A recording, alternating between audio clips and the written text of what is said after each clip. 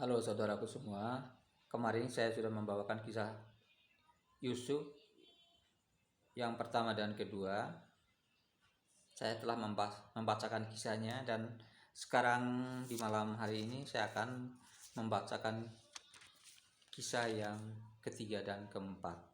Dan saya hanya membacakannya dan kita hanya mendengarkan dan saya tidak akan menjelaskannya ya saudara-saudaraku. Mari mendengarkan.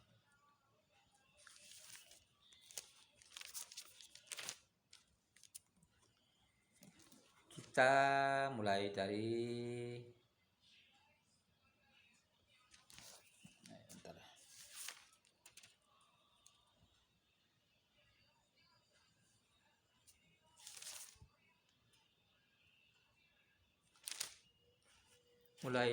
Kejadian 39 ayat 1 sampai dengan 23.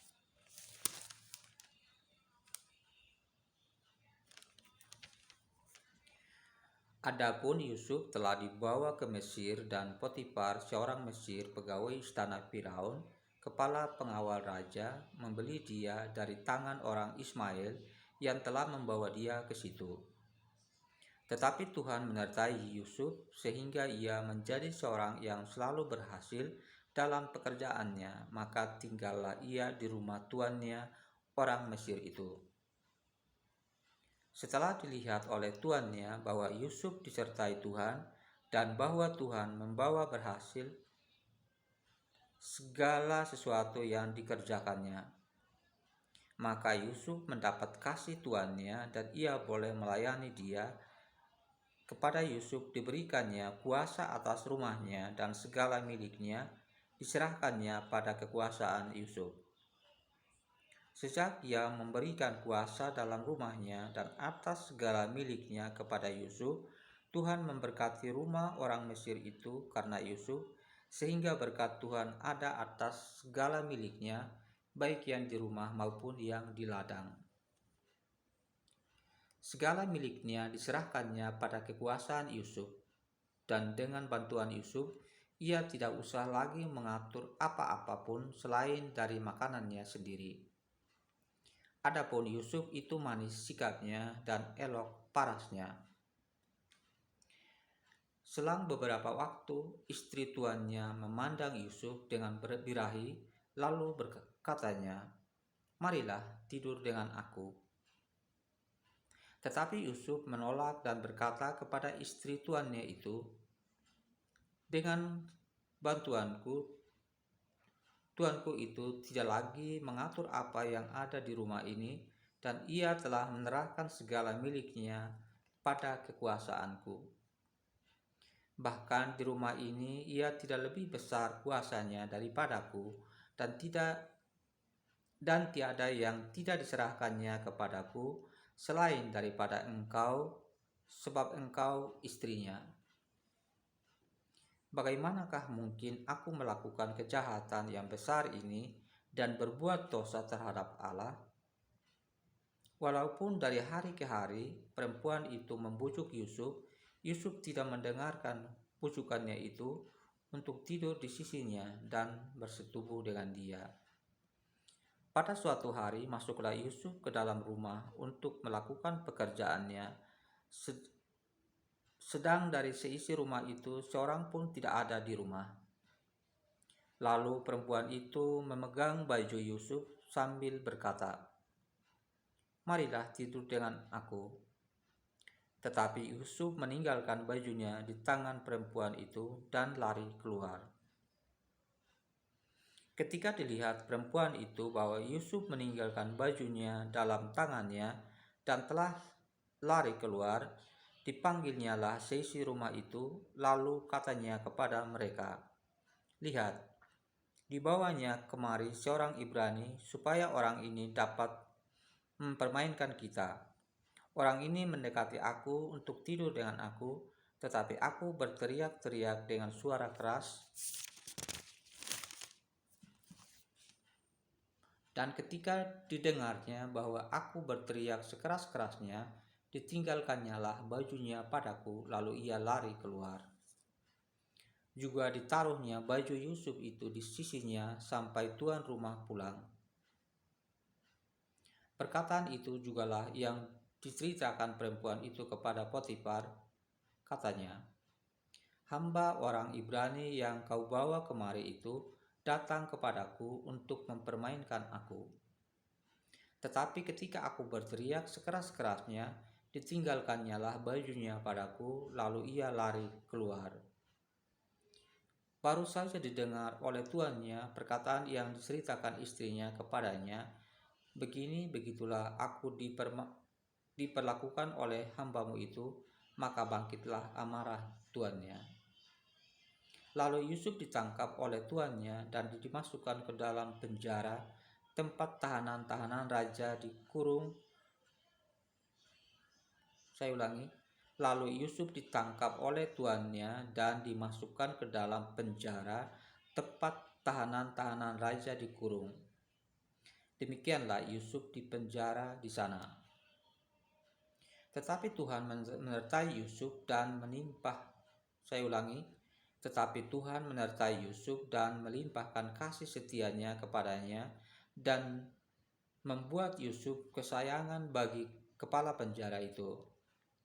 Sebab itu kepala penjara mempercayakan semua tahanan dalam penjara itu kepada Yusuf, dan segala pekerjaan yang harus dilakukan di situ dialah yang mengurusnya.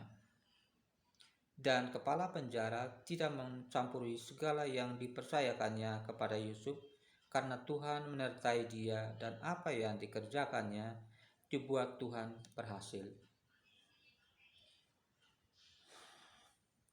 Saudaraku semua, dan ini ayatnya babnya terlalu panjang, jadi saya tidak akan melanjutkan ke ceritanya atau kisahnya yang keempat, dan hanya yang bab yang ke-39 saja. Yusuf di rumah Potifar itu, adapun Yusuf telah dibawa ke Mesir, dan Potifar seorang Mesir, yaitu dijual ke Mesir itu pegawai istana Firaun, kepala pengawal raja, membeli dia dari tangan orang Ismail yang telah membawa dia ke situ, yaitu orang-orang yang tadi Yusuf yang dijual oleh saudaranya sendiri kepada orang Ismail. Pada mereka angkat dia dari sumur di mana Yusuf dilempar ke dalam sumur itu. Tetapi Tuhan menyertai Yusuf sehingga ia menjadi seorang yang selalu berhasil dalam pekerjaannya, maka tinggallah ia di rumah tuannya orang Mesir itu. Dijual ke sana, dan tuannya tidak menjadikan dia seorang budak, tetapi karena Allah membuat dia tetap sebagai orang yang bijaksana, orang yang memiliki hikmat yang luar biasa. Jadi tuannya itu membiarkan dia untuk tinggal sebagai tamu istimewa di dalam rumahnya, bahkan di dalam istananya. Setelah dilihat oleh tuannya bahwa Yusuf disertai Tuhan dan bahwa Tuhan membuat berhasil segala sesuatu yang dikerjakannya, maka Yusuf mendapat kasih tuannya dan ia boleh melayani dia. Kepada Yusuf diberikannya kuasa atas rumahnya, dan segala miliknya diserahkan kepada kekuasaan Yusuf.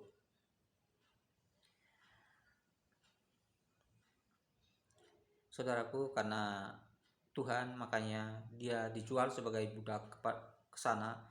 Padahal di daerah Mesir sendiri banyak orang pintar, banyak orang bijaksana di sana, tetapi karena dia melihat ada kelebihan di dalam Yusuf, ada sesuatu yang ada dalam Yusuf, jadi Yusuf diperlakukan sebagai anaknya sendiri atau sebagai seorang yang dapat dipercaya.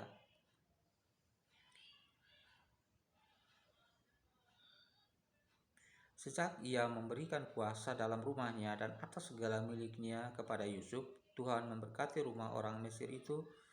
Sejak tuannya memberikan segala sesuatu dipercayakan kepada Yusuf, dan Tuhan menayangi, menyertai dia dan membuat segala pekerjaan-pekerjaan yang dikerjakan Yusuf berhasil, dan membuat tuannya itu senang.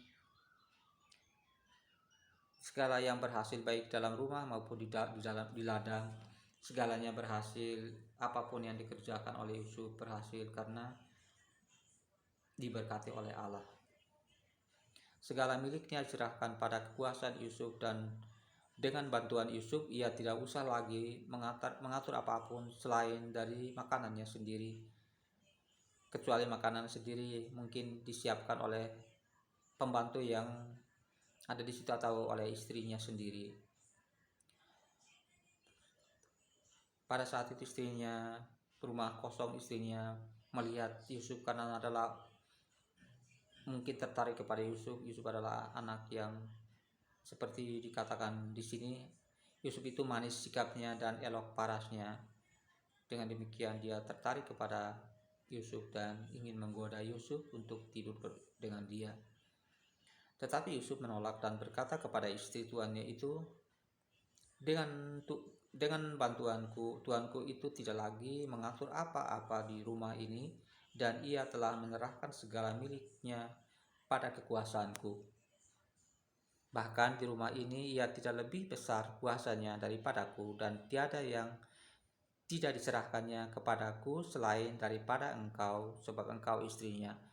Yusuf sangat menghormati nyonanya Potifar ini karena dia adalah orang yang takut akan Tuhan, dan tidak mungkin dengan kuasa segala kepercayaan yang dipercayakan kepada Yusuf oleh Potifar, dia akan melakukan hal yang lebih daripada itu yang tidak diizinkan oleh tuannya itu.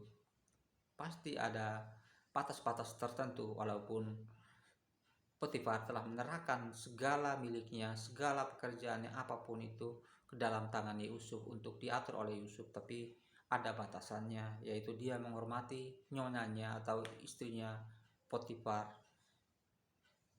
dengan baik karena dia mengenal Allah. Jadi dia tidak akan melakukan hal-hal yang bukan Allah kehendakinya. Dan bagaimana mungkin aku melakukan kejahatan yang besar ini dan berbuat dosa terhadap Allah? Dia takut melakukan hal yang bertentangan dengan kehendak Allah, membuat hal yang tidak diperintahkan oleh Allah. Tuhan Allah boleh mempercayakan segalanya kepada dia, tapi tidak mempercayakan hal ini kepada dia, karena ini adalah suatu perintah yang tidak boleh dilanggar. Dan perintah itu telah ada di dalam hukum Taurat, yaitu ke-10 perintah Allah. Dan gak boleh mengingini istri sesamamu,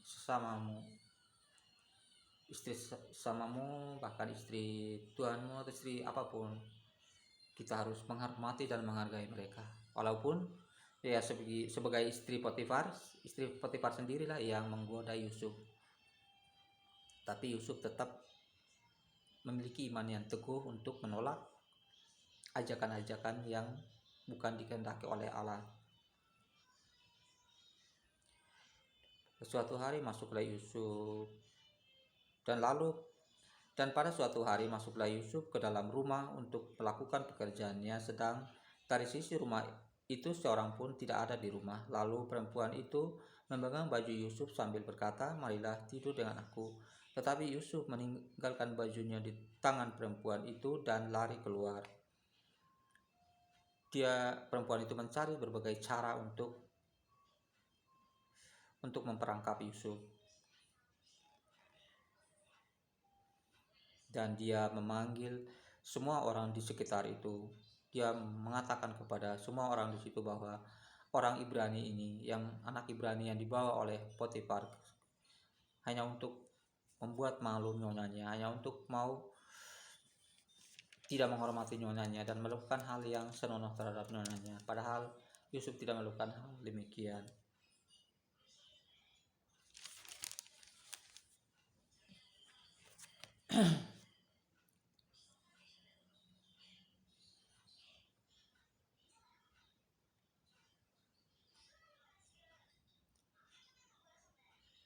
Dan dia menceritakan nyonyanya Potifar menceritakan hal itu semua kepada Potifar ketika Potifar pulang, dan dia menceritakan segala tuduhan-tuduhan itu kepada tuannya bahwa Yusuflah yang berusaha untuk menggoda istrinya sendiri.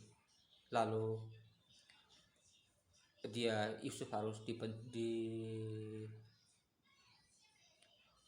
ya kita baca aja. Baru saja didengar oleh tuannya perkataan yang diceritakan istrinya kepadanya, begitulah aku diperlakukan oleh hambamu itu. Maka bangkitlah amarahnya, lalu Yusuf ditangkap oleh tuannya dan dimasukkan ke dalam penjara. Ia dimasukkan ke dalam penjara karena tuduhan istrinya, sakit hati istrinya, keinginan yang tidak sampai, dan akhirnya istrinya harus berbohong, harus berdusta untuk memfitnah Yusuf.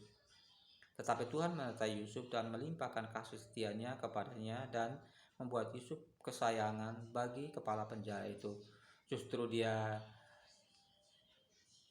kembali lagi, dia dibuat kepala di penjara itu tertarik terhadap Yusuf karena Yusuf memiliki hikmat yang luar biasa dan segala sikap perbuatannya mencerminkan kebenaran. Sebagaimana pertama dijual ke Potifar, dia dipercayai semuanya karena dia benar, tetapi tuan nyonanya sendiri yang memfitnah dan ingin melakukan kejahatan dengan Yusuf, dan dia harus memfitnah Yusuf, dan Yusuf harus dimasukkan ke dalam penjara karena kesakit hatiannya. Dan di dalam penjara bahkan Allah membuka hatinya kepala penjara itu untuk melihat segala kebaikan-kebaikan yang ada di dalam Yusuf, dan dia mempercayakan segala sesuatunya kepada Yusuf, sebagaimana Potifar juga mempercayakan segala milik kepunyaannya kepada Yusuf. Dan di sana, dan kepala penjara tidak mencampuri segala yang dipercayakannya kepada Yusuf karena Tuhan menyertai dia, dan apa yang dikerjakannya dibuat Tuhan berhasil. Kepala penjara itu tidak ikut mencampur tangan sedikit pun dalam hal apapun yang dikerjakan oleh Yusuf, karena kepala penjara itu melihat setiap hal-hal apapun yang dikerjakan Yusuf selalu berhasil. Saudaraku semua, dan untuk kisah berikutnya kita akan di sini juga banyak tentang mimpi juru minuman dan juru roti dan mimpi Firaun, dan di sanalah Yusuf akan mengartikan segala mimpi itu dengan benar, dan segala mimpi-mimpi itu benar-benar terjadi sesuai dengan apa yang diartikan oleh Yusuf sendiri. Saudaraku, dan nanti untuk beberapa hari kemudian kita akan lanjutkan kisah Yusuf, yaitu Yusuf di Mesir sebagai penguasa.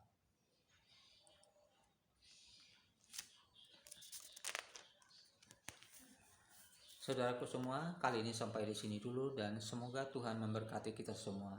Sampai jumpa.